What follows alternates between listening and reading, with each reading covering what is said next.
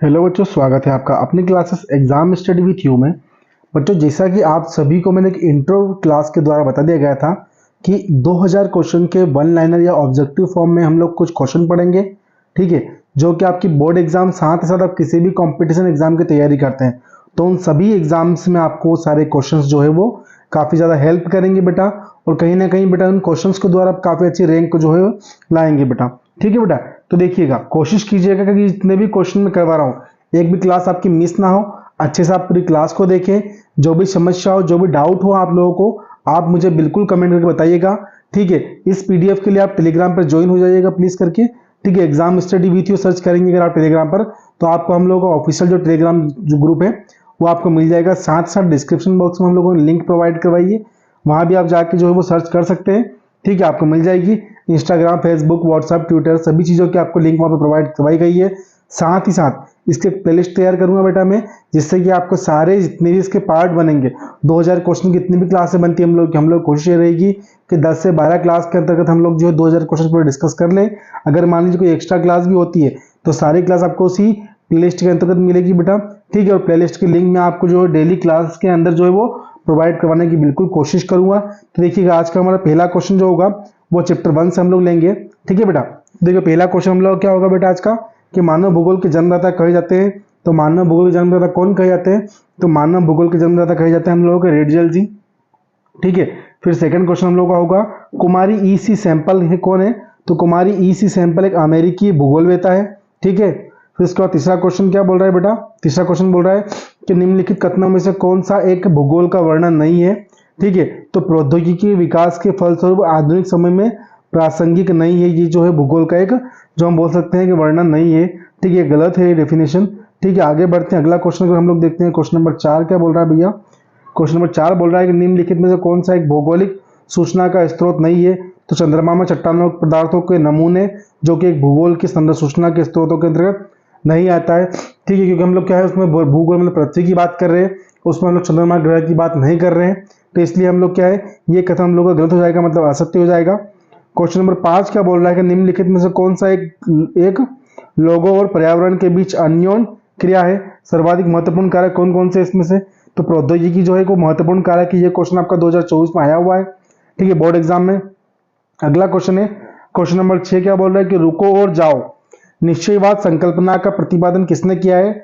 तो Griffith Taylor ने किया है। किसने किया है? ग्रिफिथ टेलर ने किया है। ठीक है बेटा, अगर देखो सुन थोड़ा सा, तो जो ग्रिफिथ टेलर जी जो है उन्होंने इसका प्रतिपादन किया था। अगला क्वेश्चन आपका होगा भैया क्वेश्चन नंबर 7 कि निम्नलिखित में से कौन सा एक मानव नव भूगोल का उपागम नहीं है? तो मात्रात्मक क्रांति जो है मानव नव भूगोल का उपागम नहीं है।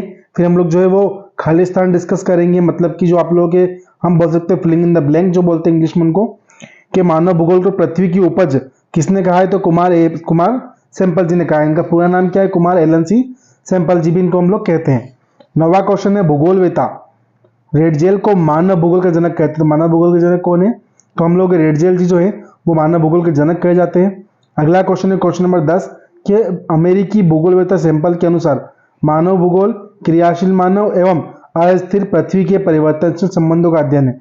मैंने आपको काफी बार बताया है कि जो पृथ्वी है वो क्रियाशील है, मतलब घूमती रहती है, मतलब अस्थिर हम उसको बोल सकते हैं, जो स्थिर रहती नहीं हम लोग की पृथ्वी। और मनुष्य जो है वो दिन प्रतिदिन कोई ना कोई क्रिया करता रहता है। ठीक है, तो मनुष्य क्या है? क्रियाशील मानव है, और पृथ्वी जो है वो अस्थिर है। तो अस्थिर पृथ्वी और क्रियाशील मानव, इन दोनों के बीच में जो संबंध पाया जाएगा उसको हम लोग क्या बोलेंगे भैया? भूगोल की परिभाषा है मानव भूगोल की वो। ठीक है, चलो अगला क्वेश्चन है क्वेश्चन नंबर आपका जो है 11 रहेगा। ठीक है, फिलिंग इन द ब्लैंक ही रहेगा आपका ये क्वेश्चन भी। ठीक है, समझेगा। अगला क्वेश्चन नंबर 11 क्या बोल रहा है कि 1970 के दशक में मानवतावादी, आमूलवादी और व्यवहारवादी विचारधाराओं का उदय हुआ था। कब हुआ था? 1970 के दशक में कौन कौन सी 3 नई विचारधाराएं हुई थी? कौन कौन सी हुई थी? मानवतावादी, आमूलवादी और व्यवहारवादी। ठीक है, कब हुई थी? 1970 के दशक में। ठीक है, 2024 में क्वेश्चन आया हुआ है और इनके आंसर जो ये पीछे लिखे हुए हैं। ठीक है बेटा, तो आपको पीडीएफ में कोई समझ नहीं पड़े तो आप देख सकते हैं वहां पे। ठीक है, अगला क्वेश्चन है क्वेश्चन नंबर 12 के मनुष्य भोजन, वस्त्र एवं ग्रह या निवास की आवश्यकताओं की पूर्ति के लिए किस पर निर्भर रहता है? तो मनुष्य पृथ्वी पर रहता है। तो मनुष्य निर्भर भी किस पर रहेगा? पृथ्वी पर निर्भर रहेगा, मनुष्य क्यों रहेगा? ठीक है, फिर अगला क्वेश्चन है क्वेश्चन नंबर 13 कि मानव भूगोल अस्थिर पृथ्वी और क्रियाशील मानव के बीच परिवर्तनशील संबंधों का अध्ययन कराता है। किसका अध्ययन कराता है?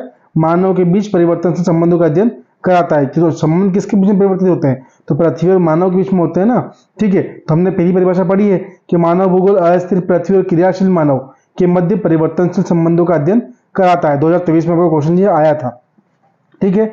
अगला क्वेश्चन है क्वेश्चन नंबर 14 कि रेडजेल एक जर्मन के जो भूगोलवेत्ता थे, रेडजेल कहाँ के थे? तो रेडजेल जी जो थे वो जर्मनी के थे। कहाँ के थे बेटा? आपके जर्मनी की जो है भूगोलवेत्ता थे। कौन? रेडजेल, है ना। अगला क्वेश्चन है क्वेश्चन नंबर 15 के पर्यावरणीय निश्चयवाद के अनुसार मानव प्रकृति का दास है। बिल्कुल मानव प्रकृति का दास है। किसके अनुसार?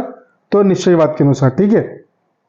अगला क्वेश्चन होगा आपका क्वेश्चन नंबर 16 भूगोल एक समाकलनात्मक अनुभाविक एवं व्यवहारिक विषय है। सत्य, बिल्कुल बिल्कुल कि भूगोल जो है वो समाकलनात्मक, ठीक है, अनुभाविक और व्यवहारवादी विषय है। ठीक। क्वेश्चन नंबर 17 क्या बोल रहा है कि मानव भूगोल में भौतिक पर्यावरण का अध्ययन किया जाता है। असत्य, मानव भूगोल में भौतिक और सांस्कृतिक दोनों पर्यावरण का अध्ययन किया जाता है, ठीक है।